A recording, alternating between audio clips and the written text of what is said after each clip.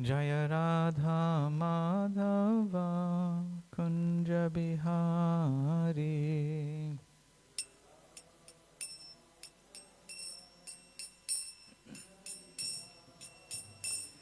Jaya Radha Madhava Kunja Bihari.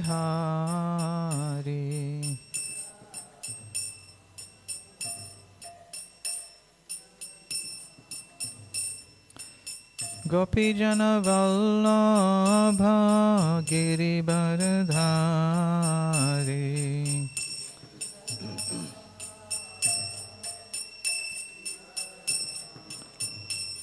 Jaya Radha Madhava Kunja Bihari.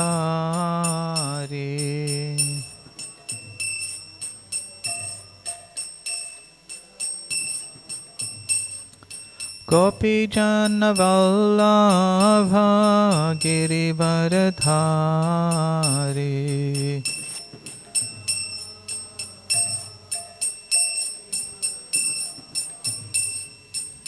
Gopi Jana Vallabha Girivardhari.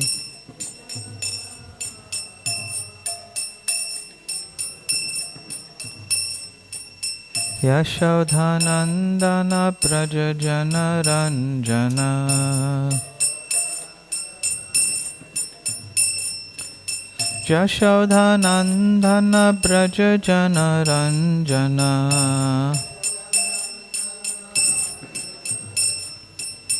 Yamuna Tira Vanachari.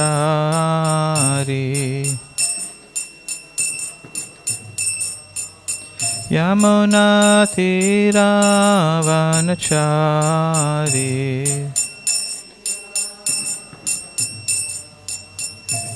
Jaya Radha Madhava Kunja Bihari.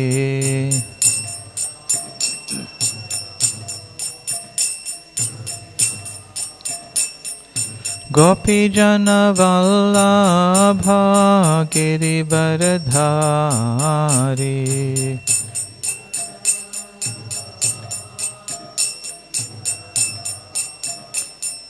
Gopi Jana Vallabha Girivardhari.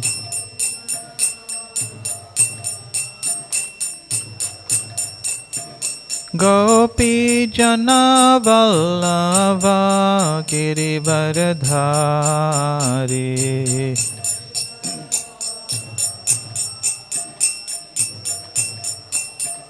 Jaya Radha Madhava Kunja Bihari.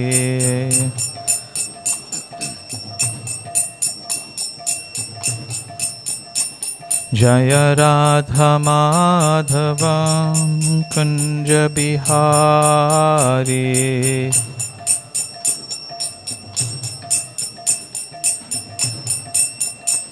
Jaya Prabhupada Prabhupada Prabhupada Jaya Prabhupada.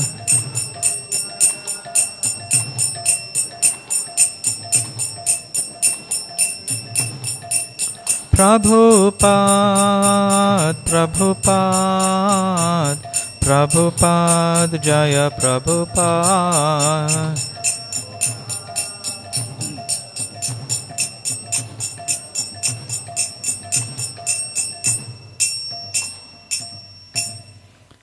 Jayam Vishnupad Paramahamsa Parivrajikacharya Stottara Sata Sri Srimad A.C. Bhaktivedanta Swami Prabhupada Ki. ISKCON's founder Charya Srila Prabhupada Ki. Anantakoti Vaishnava Vrinda Ki. Namacharya Haridas Thakur Ki.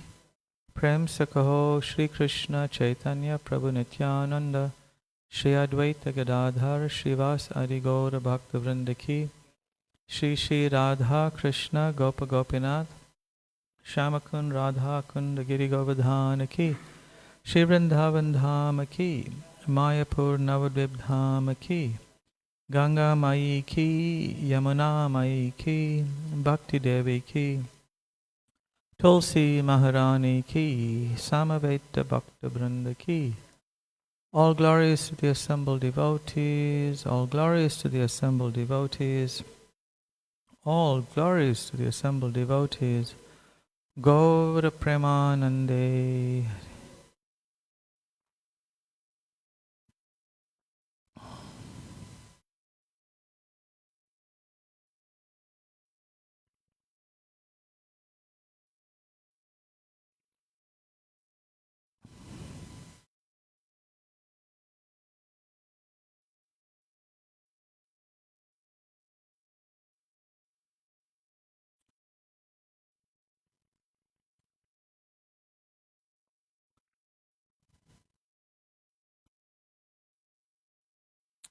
Hare Krishna. So this morning we have a very auspicious appearance day of Lord Vamanadev, Vaman Dwadashi, to meditate on, and also very importantly for us in the Gaudiya Vaishnava tradition in Srila Prabhupada's ISKCON, we can also meditate on the appearance day of Srila Jiva Goswami. So I thought to read and speak a little about these two personalities, the Supreme Lord appearance in his form as Vamanadev, and as well as about Srila Jiva Goswami. But we also have the text. Okay, so there's a lot. Is everyone busy after class? We'll have time? Okay, today's verse from the 4th canto of Srimad Bhagavatam, chapter 24. We are continuing text number 4.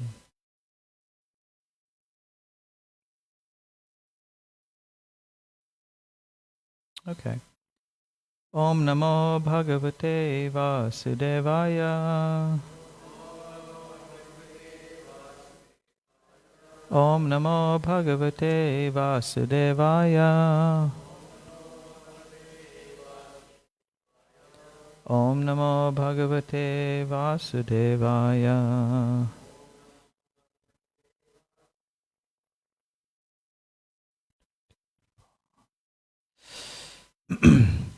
Pavaka Pavamanash Cha Suchir Iti Agnaya Pura Vasishta Shapat Utpana Puna Yogagatim Gata Pavaka Pavamanascha Pavaka Pavamanascha Shuchir Ityagnaya Pura Suchir Ityagnaya Pura Vasishta Shapad Utpanna Vasishta Shapad Utpanna Punaryoga Gating Gata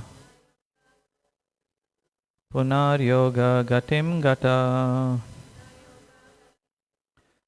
Pavaka Pavamanascha Shuchir Ityagnaya Pura Vasishta Shapad Utpanna Punaryoga Gatim Gata Pavaka Pavamanascha Shuchir Ityagnaya Pura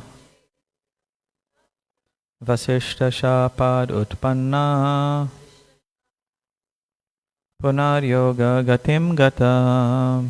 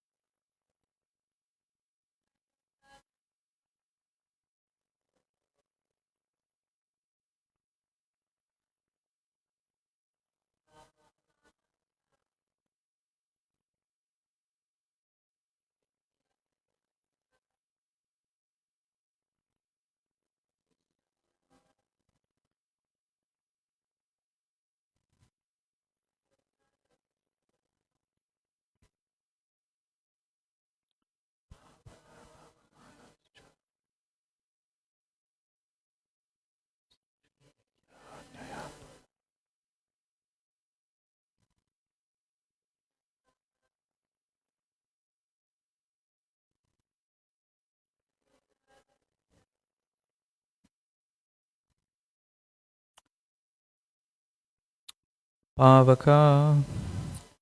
Of the name Pavaka, Pavamana. Of the name Pavamana, Cha, also, Shuchi. Of the name Shuchi, Iti, thus, Agnaya, the fire gods, Pura, formerly, Vasishta, the great sage Vasishta, Shapat, by being cursed, Utpana, now born as such, Puna, again, Yoga Gatim, the destination of mystic yoga practice, Gata, attained. Translation. The three sons of Maharaj Antardhana were named Pavaka, Pavamana, and Shuchi.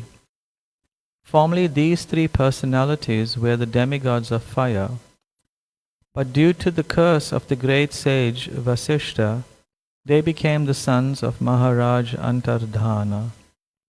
As such, they were as powerful as the fire gods, and they attained the destination of mystic yoga power. Being again situated as the demigods of fire.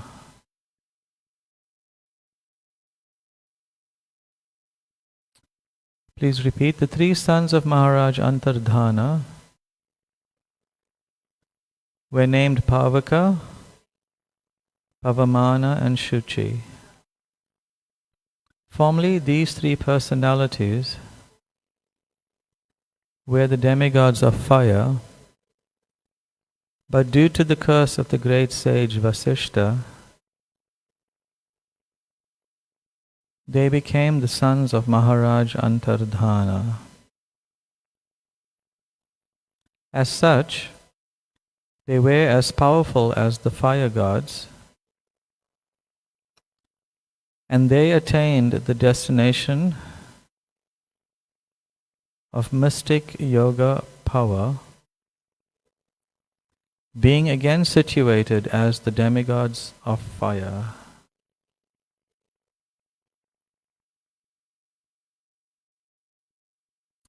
Srila Prabhupada purport. In the Bhagavad Gita, chapter 6, verse 41 to 43, it is stated that one who falls down from yoga practice is elevated to the heavenly planets, and after enjoying the material facilities there, he again comes down to the earthly planet and takes birth in a very rich family or a very pious Brahmin family. Thus it is to be understood that when demigods fall down, they come to earth as sons of very rich and pious families. In such families, the living entity gets an opportunity to execute Krishna consciousness and thereby gain promotion to his desired goal. The sons of Maharaj Antardhana had been the demigods in charge of fire, and they regained their former position and by mystic power returned to the heavenly planets.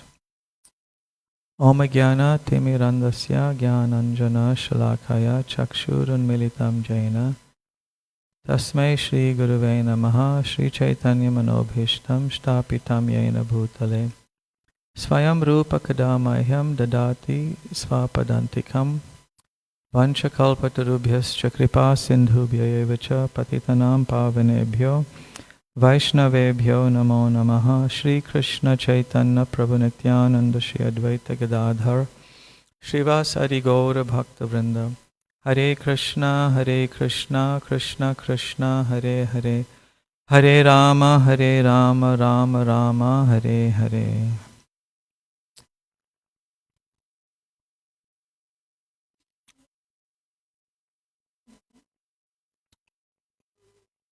Pavaka, Pavamana, and Shuchi were three demigods of fire. I'm not sure how they are related to Agni, possibly some connection being demigod in charge of fire. But they now have taken birth as the three sons of Maharaj Antardhana. And Srila Prabhupada in his purport brings up chapter 6 of Bhagavad Gita, Dhyana Yoga, and speaks about the unsuccessful yogi who, after many, many years of enjoyment on the planets of religious, pious personalities, they, after using up all their pious credits, they are then born into a family of pious people, righteous people, or into a very opulent, aristocratic family. And Prabhupada says, generally these personalities, they take birth as the sons of very rich and pious families.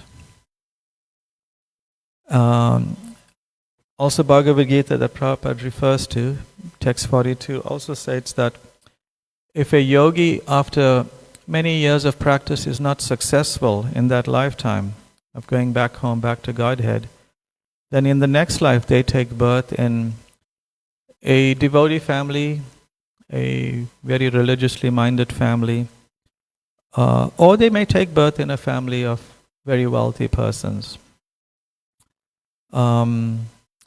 And he says that such a birth is very rare. Krishna says such a birth is very rare. And because of that birth, they have all the facility to revive their dormant Krishna consciousness, revive their understanding of their position as a pure spirit soul in an eternal relationship of servitude with Krishna. And then from that platform, they can make further progress. Srila Prabhupada sometimes would make the point that this Kali Yuga, although from a certain perspective is so degraded, so fallen, and it's so difficult to move along in this material world, especially in Kali Yuga. Of course, the material world is called Durga, Dham. Durga meaning that place which is very difficult to progress. Dur means something that's very difficult. Sometimes it's referred to as something very far, but also something very difficult. And Ga to progress, to move along. So this world is very difficult to progress. But despite it being of that nature, Prabhupada sometimes said that demigods, they are lining up to take birth on this earthly planet. Because although one from a certain external calculation may think, being on the heavenly planets, one is probably, in terms of proximity, could be seen as closer to the spiritual world. If that's one way of looking at it, you are higher and higher and higher, going up to all the heavenly planets, up to Tapaloka, Janaloka, Mahaloka, then Brahmaloka, then Shiva Loka, then ultimately you get to Vaikuntha, the Vaikuntha region. So one would think that they would be in a better position to be transferred. But they themselves are considering that the better position, the more conducive position or place to be in, is the earthly planets. And especially because in Kali Yuga, the whole process of being transferred back to the spiritual world is made so much easier by the mercy of the Lord, especially Lord Chaitanya, where despite so many disqualifications, manda sumanda matayo manda bhagya yupadruta, the Bhagavatam says, prayanal payusha shabhya manda kalosmin yuge janaha, that in this age of Kali, people are so disturbed, less intelligent, so many things going against them. But the Bhagavatam says, kirtanat eva krishnasya mukta sangha parambrajat, that just by this simple process, this one amazing quality that we find in Kali Yuga, by chanting the holy name, especially the holy name that has been invested by the mercy and the touch of Lord Chaitanya to bring us to the highest levels of God realization, Krishna Prema. So for that reason, the demigods are wanting to take birth in this planet in Kali Yuga. So one may consider then, oh, but my birth is so fallen. All of us here are born in such different circumstances. And sometimes we may think, oh, how nice it would have been if I was born in this situation or that situation. But consider the demigods, how they are looking at us, our birth, with some sort of envy in a sense, because they got to live a long time before coming here. A long time. So one should not lament on one's birth. That is not a disqualification. Bhakti, the process of bhakti is so independent, transcendently independent of any other circumstances. One's birth cannot disadvantage one in any way. Absolutely not. Absolutely not. Everyone, this bhakti is an equal opportunity endeavor. There is no affirmative action in bhakti. There is no discrimination in bhakti. Sometimes I know we can get frustrated being born in a certain situation and we think, oh, everything's stacked against us.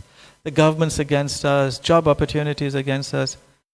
But then you're looking at it from a mundane level, from a mundane platform. If you have the ability to see the bigger picture, that your immediate focus is such a small, tiny, insignificant focus for the here and now. But the bigger picture of going back home, back to Godhead, everyone has an equal footing, an equal start. It just depends what you will do with it. What you will do with it, what we will do with it. Also therein lies a danger, kind of a danger. Here, sometimes Prabhupada, we hear the statements about Prabhupada that once he said that most of his disciples will probably go to the heavenly planets because they may not fully complete the practice of devotional service or perfect themselves to be transferred to Krishna's pastimes in the spiritual world. So they may actually take birth in the heavenly planets. And that sounds nice, huh? Imagine heavenly planets. Phew. The description of the heavenly planets make the blessings or the benedictions that are written about the results of the jihadists seem very puny. Seem very puny and insignificant. The culture of enjoyment there is of another level that we can't conceive of. So much of enjoyment. Our enjoyments here, eating, sleeping, some sex life, trying to think of some opulence, but on the heavenly planets, it's another level that we can't conceive of. So one may think, hey, that's a good idea. At least I'll go to the heavenly planets. But therein lies a great danger, because in the heavenly planets, they live for a long, long time. So what's the problem? Isn't the point of life is to live a long life, right? We have all these medical sciences and tablets and Ayurveda, literally meaning the science of living, or how to live. Long, happy, prosperous, no health issues, life. But therein lies a problem, because as Prabhupada said, most of his disciples will be transferred to the heavenly planet. But the problem there is that if from there we are not able to transfer ourselves to the spiritual world, we come back down to the earth planet. And in coming back down to the earth planet, after a long time in the heavenly planets, we won't take birth in the Kali Yuga of Sri Chaitanya Mahaprabhu's appearance. We won't. We'll take birth in some other yuga, or in some other Kali Yuga, some other Treta, some other Dwapara Yuga, or even Satya Yuga. We won't take birth in this golden age of Sri Chaitanya Mahaprabhu's time, these 10,000 years. So therein lies a very great gamble, and this should give us a great impetus to really apply ourselves in devotional service. Let go of all the unnecessary trappings and baggage that we have. Because it's a very dangerous situation, right? in very precarious situation being in this world. Anything can happen at any time. I'm sure many of you have been on a flight, and without fail, on every flight that you've been on, the flight attendants, just before the plane takes off, they come and position themselves. They carry like a loose seat belt and buckle, and they carry the gas, the oxygen thing comes down. Then they show you how to do everything. And one of the things they tell you is that in the event of a crash landing or a water landing, one must leave all one's belongings, carry nothing, and go quickly to the nearest exit and slide down. So what do they tell you? In order to be safe and to make a clean exit, leave all your stuff. And one time I was thinking about that, and I thought, oh my God, my passport, my wallet, and all my cash is in the... I better try and get it and put it on me, keep it on me. But then from there, that little pouch, you think, okay, but I also got this, and I also got that, and I got so many things, right? And before you know it, you really need all your hand luggage. And then you'll think, what about my check-in bag? I really need all those things. But it's not safe. It's not safe to make a quick exit out of the world. So the art of going back home, back to God, part of it is the learning the practice of vairagya or detachment, letting go. But just keeping things and feeling that I will use it in 3 years' time, that's maya, that's an anartha. That's an anartha. So I often say this sometimes when this topic comes up. When I first moved into an ashram, it was in Phoenix, we had a small house there. And I joined under the care of Jai Satyanandan Prabhu and Brihad Bhagavat Swami, then Brihad Mridanga Prabhu. And when I came in, I had a bag this size. Really, that was it. And I was unpacking my bag in the room where I was staying, and Brihad Bhagavat Maharaj came and he says, try to not let your belongings grow more than that suitcase that I had. It wasn't one of those big suitcases. It was like a medium suitcase. And now when I look back at that time and I think I've got about 30 of those things now, when you have to put it all together, maybe more, who knows. So we have a tendency to accumulate, and we're carrying baggage that doesn't allow us a safe exit. We're carrying physical, gross baggage in our hands, in our drawers, in our cupboards, in our apartments, in our rooms, whatever. And we are carrying a lot of subtle baggage. And really speaking, when one looks at the cleansing of the Gundicha temple pastime, the subtle baggage that we carry is much heavier and weighty than the gross baggage. You know the parallel of that pastime? That the second cleansing of the temple by Lord Chaitanya accrued more dirt than the gross cleansing, than the first cleansing. So we find we're carrying so much of subtle baggage, so much of issues with people, so much of hang-ups, and you can't make a quick exit. When there's a danger and you're going to leave your body, but you're holding on to all those things, it's hard to make a clean exit, a safe exit. We have to be able to let it go very easily. So these sons, Pavaka, Pavamana and Shuchi, they took birth in Maharaj Antardhana's family. And I'm not sure, there's no account of what happened to them exactly after this life. But one can imagine, by the assurance of Lord Nrsingadev to Prahlad, because they were born in a close generations to Maharaj Prithu, they most probably were transferred back to the spiritual world just by taking birth in the family of a pure devotee like Maharaj Prithu. Does anyone have any questions on this verse and purport and discussion before we go to the other topics for today? Anyone? Anyone want to know what to do with your baggage? Anybody? Lots of baggage. How many of you have baggage? We got baggage. Boy, we got baggage. We got baggage. It's good to share the load. It's good to share the load with someone you can trust, and then that lightens the baggage. Yeah. All right, so today is the divine appearance of Sri Vamanadev. And what am I looking for? Yes, there's a beautiful verse one of the verses we chant, one of the verses in the song we chant every day in glorification and prayer to Lord Nrsingadev. Tavakara Kamala Vare. So this is the song from Gita Govinda called the Dasavatar Stotram. And one of the verses there glorifies Vamanadev.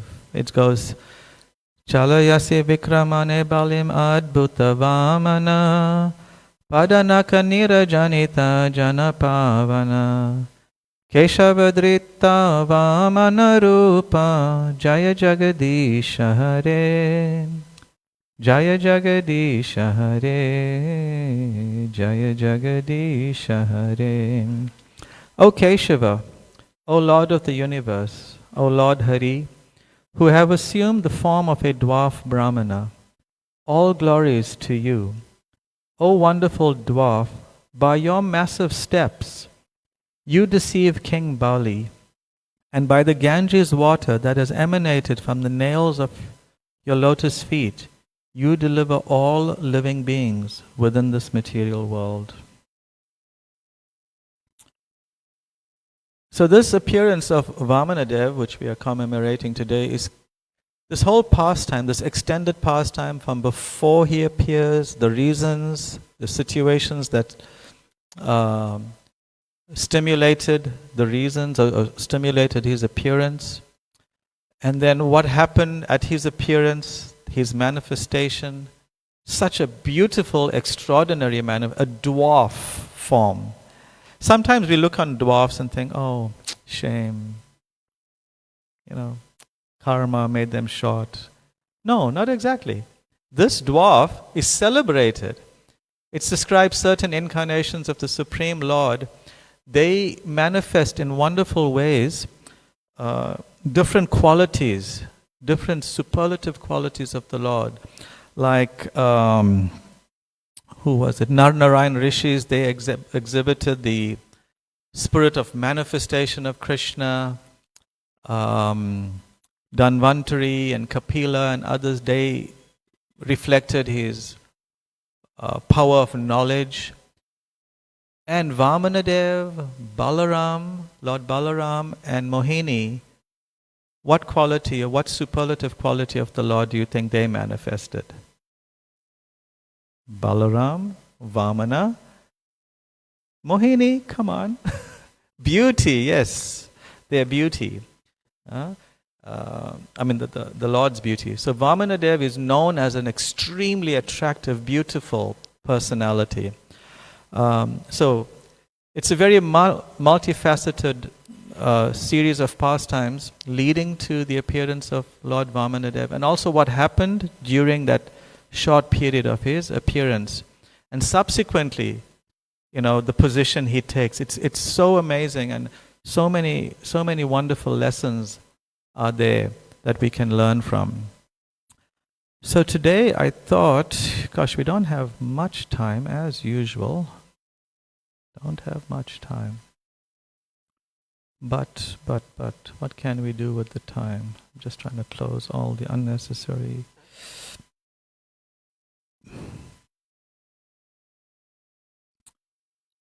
I thought we could read the account of Vamanadev's appearance and in brief try to read or recount the exchange that he had with Bali. Now Bali Maharaj is born in the demon race, right? Yet he is celebrated in amazing ways, just like Prahlad. Prahlad was born, he's the son of the prototype, the ultimate demon of all times. One would expect, Prahlad to be in a similar mood, but what a disappointment Prahlad turned out to be, right? For Hiranyakashipu, ultimate disappointment. So similarly, Bali, even though he exhibited for a while some expressions of pride and and anger and danger to the Lord's devotees, namely the demigods, he is celebrated as the greatest of devotees. Especially for one reason that he attracted the grace and the attention of the Supreme Lord is, anybody can say? If you had to choose one reason why he was favored by Krishna, what is the reason? Huh? Yes, okay, Atma Nivedana. But what gave him the blessings, the powerful blessings to be able to come to that point of being able to do Atma Nivedanam? When he saw the Lord? So he expressed some appreciation. So, but how was that appreciation even inspired? Where did that tendency to appreciate the Lord come from? Jai Prabhu?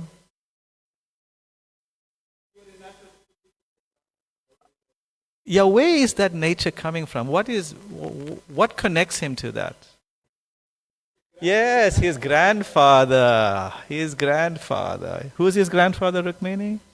Prahlad. He's Prahlad. In the Brihad Bhagavatamrita, it's described actually, this point, that in glorification of Prahlad, who was glorifying Prahlad? Is it Lord Shiva? Gosh, I can't remember the sequence. But it's saying that Bali Maharaj's surrender of everything wasn't what really, it's because he's related to you, Prahlad. Because of your love for Krishna and Krishna's love for you, thereby Krishna was moved to show mercy and grace to to Bali Maharaj.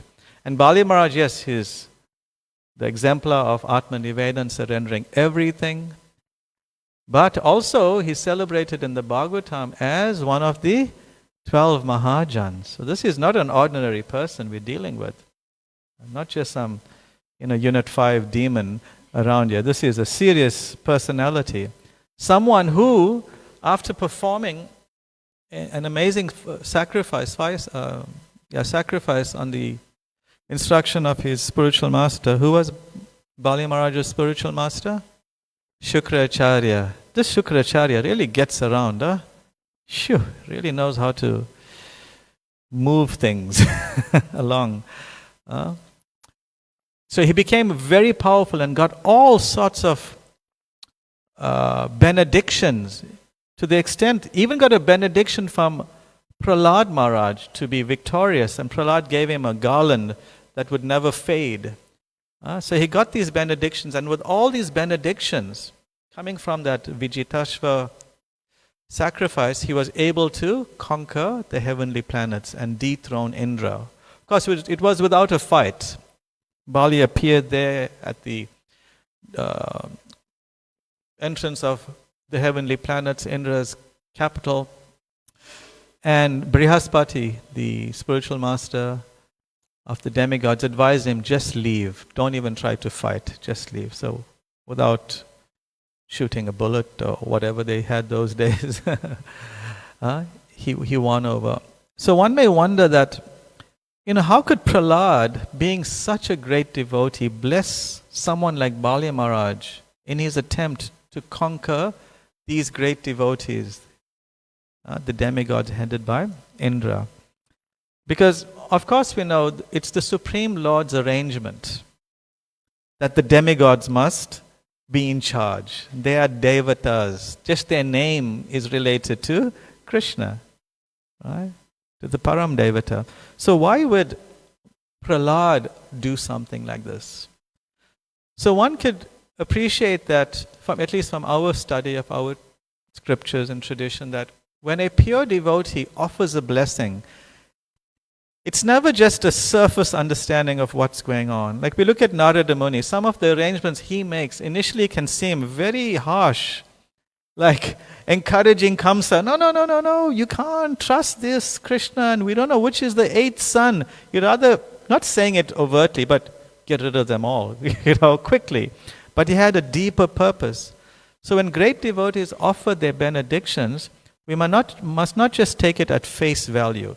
Yes, immediately the blessing of Prahlad got Bali Maharaj the heavenly planets. It did that. Amazing. Wow, Prahlad, your blessings are amazing. You know? But what happened after that? What did the blessing of getting the heavenly planets then result in? Bali Maharaj was arrested and pushed down to the subterranean planets, Sutala Loka.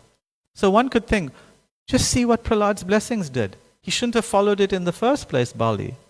Shouldn't have accepted that blessing. Now he's imprisoned, he's chained by Garuda's ropes, like that.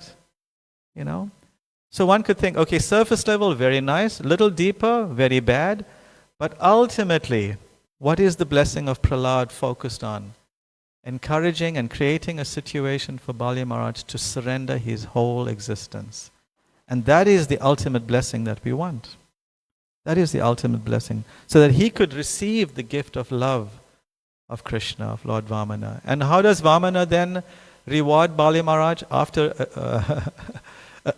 arresting him? Gives him Sutala Loka. Sutala Loka, by the way, by the Lord's arrangement, is even way more opulent than Indra Loka.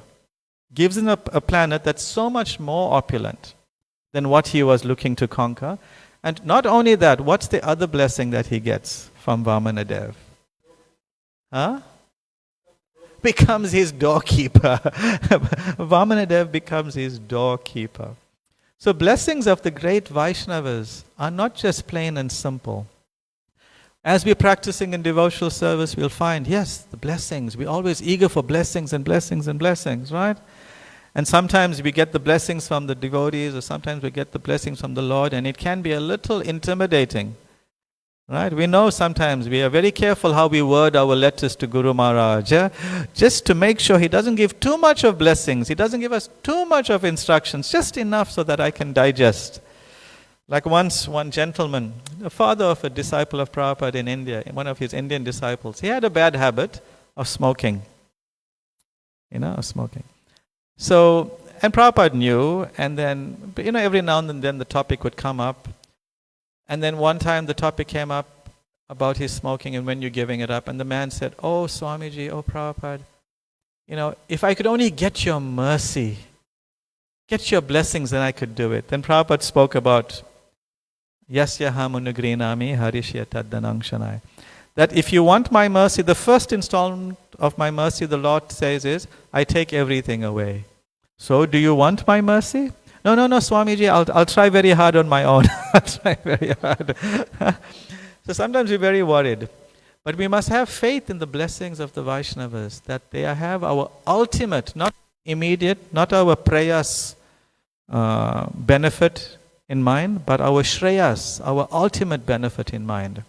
So if we are very focused on our ultimate benefit in mind, then the blessings we get, the mercy we get from the Vaishnavas, we'll treasure it like our greatest possession. We'll protect it.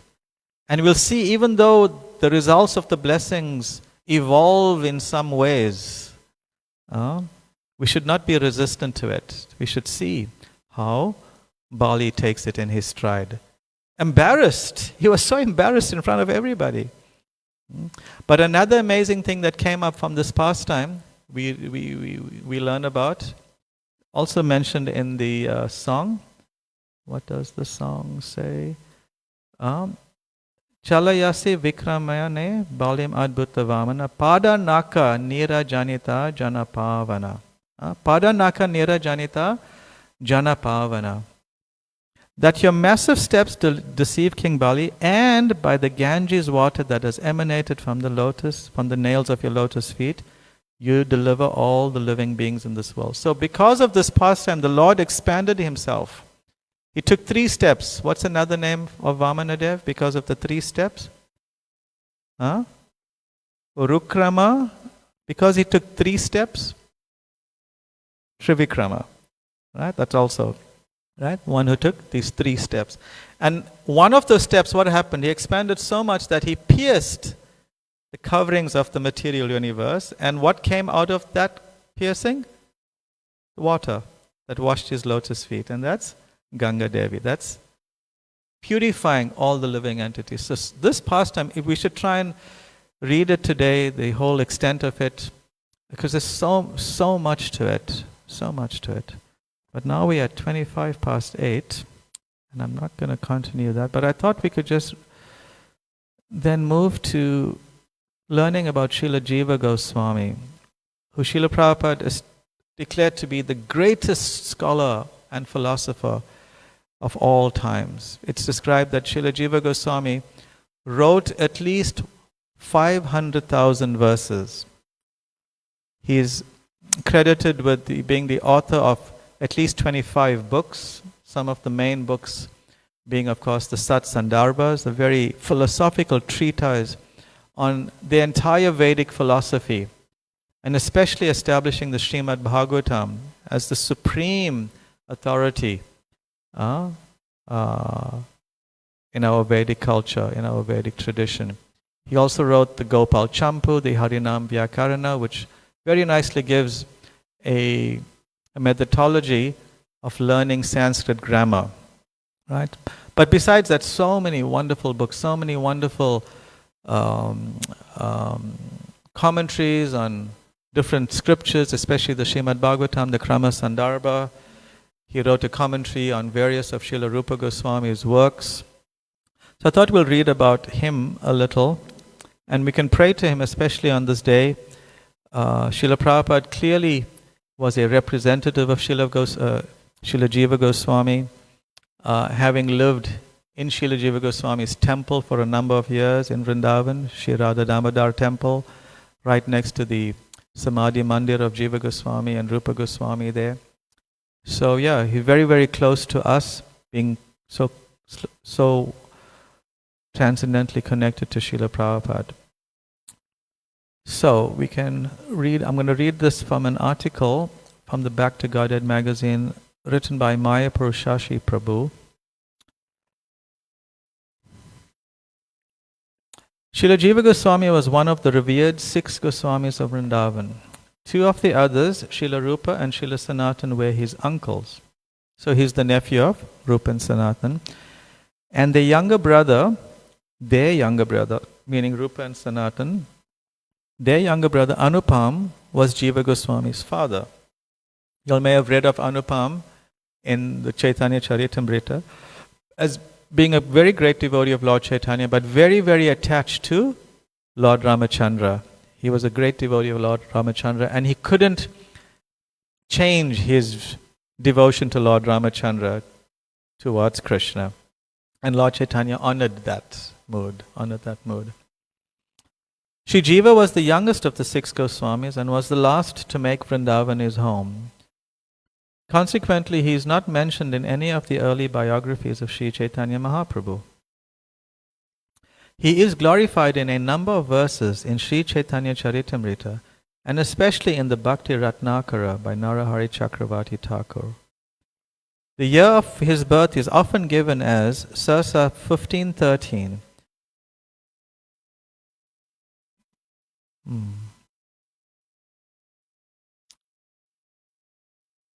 Srila Jiva Goswami's father Anupam left this world on the banks of the Ganges on 1514.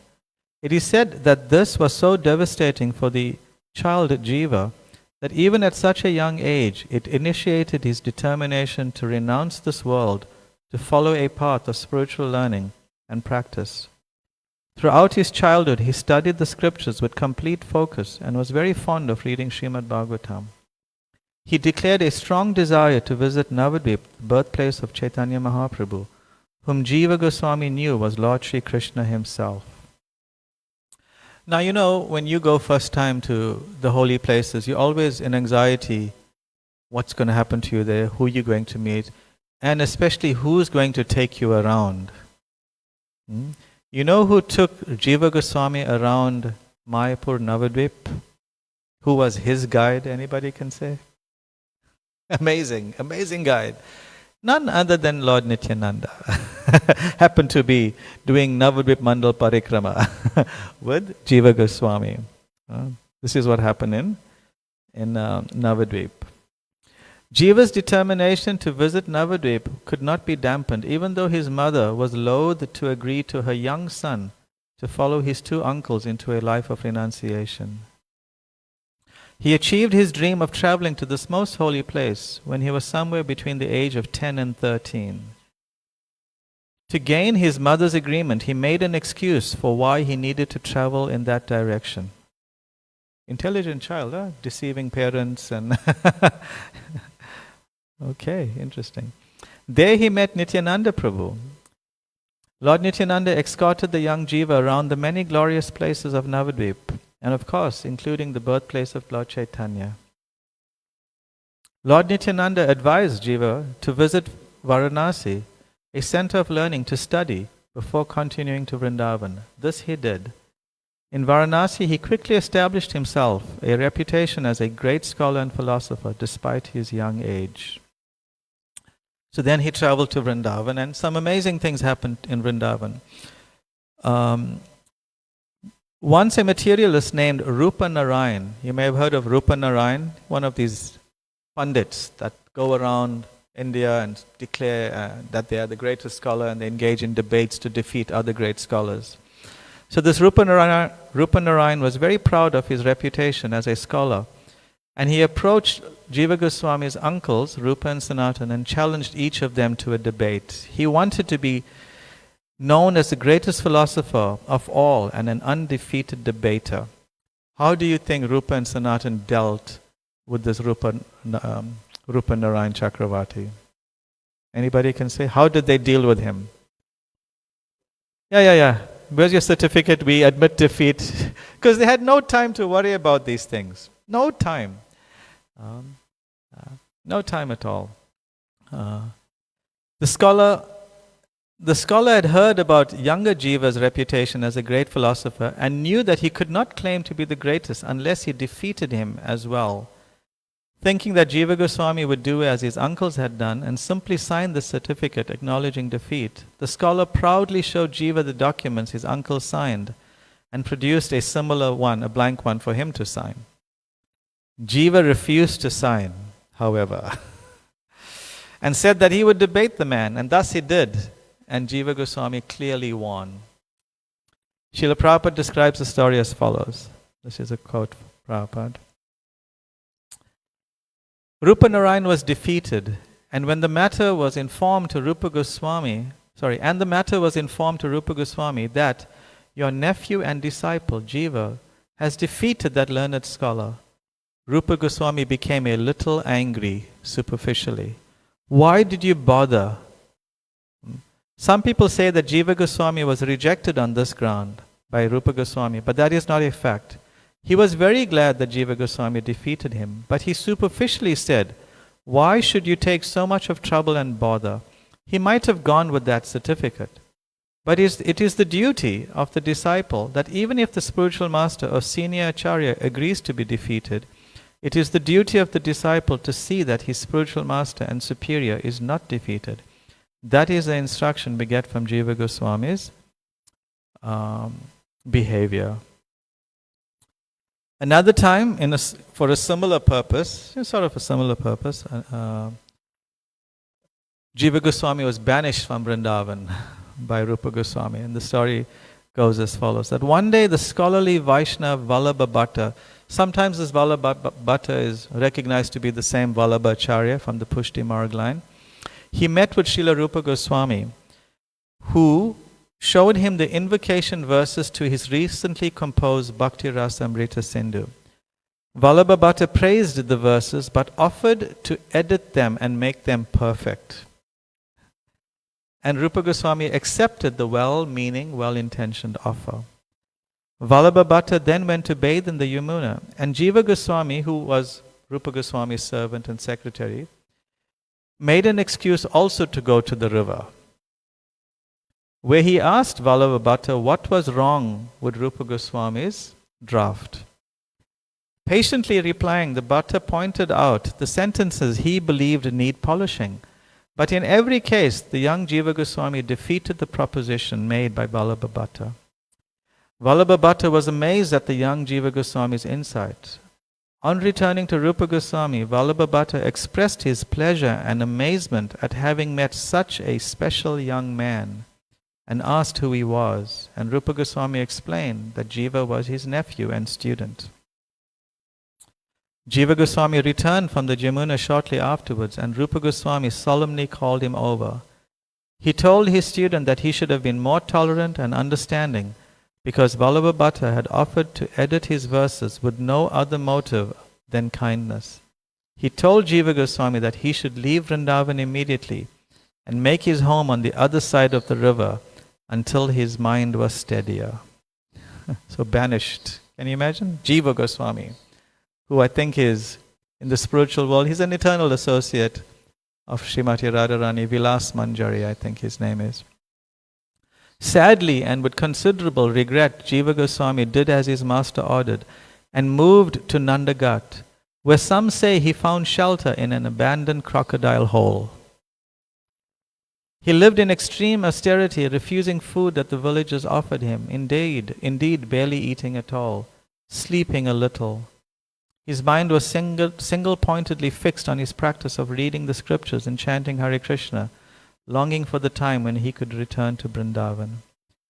Sanatana Goswami had heard about the incident and was worried about his exiled nephew and managed to find out from some villagers where he was staying. When he saw the state that Jiva Goswami was in, almost starved to death, he was shocked. He reassured him that he would speak to his brother Rupa Goswami immediately and hurried back to Vrindavan. It's interesting, the account of that exchange between Rupa and Sanatana. So Sanatana Goswami is elder. So Rupa Goswami sees him as his superior and as his spiritual master. So Sanatana Goswami comes there and asks Rupa Goswami, what are the main instructions of our Lord and Master Mahaprabhu for all of us? And then they recount, yes, Jiva Doi, Krishna Nam, Vaishnav Seva. Said, yes, Jiva Doi. We must be merciful to all the living entities, but why are you being cruel to this Jiva?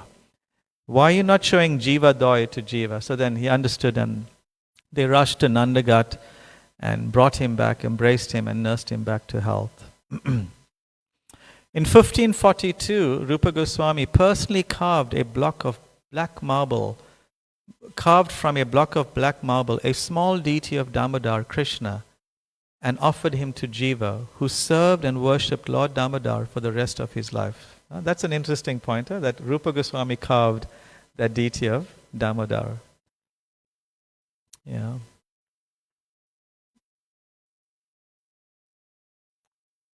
Shortly before Rupa Goswami left this world in 1564, he gave all his manuscripts to his foremost student, Srila Jiva Goswami, and tasked him with writing commentaries.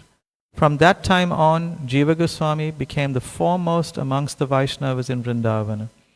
He developed a reputation as being the most systematic of the 6 Goswamis in his study, practice and writings.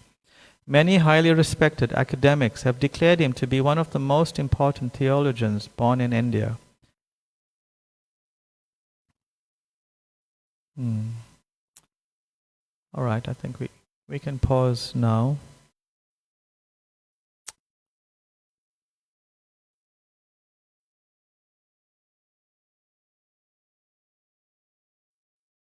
Yeah, but today please find some time to read about Vamanadev, Bali Maharaj, and especially also about Srila Jiva Goswami. These are the days that we can directly approach Srila Jiva Goswami on his appearance or disappearance day and directly petition them for mercy, for encouragement, for blessings, so that we can also learn about devotional service as taught by Srila Jiva Goswami, and in some fractional way to develop their wonderful qualities. Srila Jiva Goswami ki, Srila Prabhupada ki. Any questions or comments? Yes, Rukmini.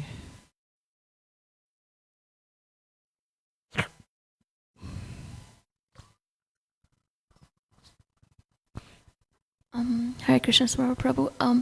I was thinking that Bali Maharaj was not the only demon born under Prahlad's lineage, but yet he's the one who's blessed with this and not necessarily everybody else. So is it really Prahlad as the grandfather that's giving the blessing, and then why Bali but not the other lineages of... Well, we don't have accounts of what happened to the others. Well, the Bali's father was also greatly blessed, Virochana. Of course, he also became proud, but he was known to be exceptionally charitable, that even when the demigods came before him to beg for his duration of life, he gave it. This is Virochana, the son of Prahlad. But we don't have detailed accounts of what happened in the lives of the other generations of demons coming from Prahlad. But no doubt, I am convinced, I've not read it anyway, but just from the pastime of Prahlad's assurance by Lord Nrsingadev, that all those generations have been purified to a point where they are now engaged in their eternal identity. It must be someone like Prahlad, must be. How can it not? And that's coming from an assurance of Lord Nrsingadev. What did he say? I can't remember. Is it 14 generations or 21 generations before and after something? Are liberated. Of course, I heard another interesting, I've never read it anyway, but I heard from one speaker that the understanding of these generations is not just Prahlad, Virochan, Bali, then Bali's son, then the son of Bali's son, and then, goes down 7 generations. No, it's personal in the sense that who Prahlad knew, who had experience of Prahlad. You understand? So those 7 generations. So if Prahlad had interaction, which he did with Bali Maharaj, but didn't have interaction with Bali Maharaj's son, then that son doesn't form as part of that generation. So the next birth of Prahlad, and then those, you understand that sort of concept? But like I said, I never read it anyway, that system. But yeah, I'm convinced that whichever 7 generations it was, or 21 generations it was, they were immensely blessed by Prahlad's position as a great servant of Lord Nrsingadev. All right, Grantaraj, Srimad Bhagavatam ki. Hare Krishna.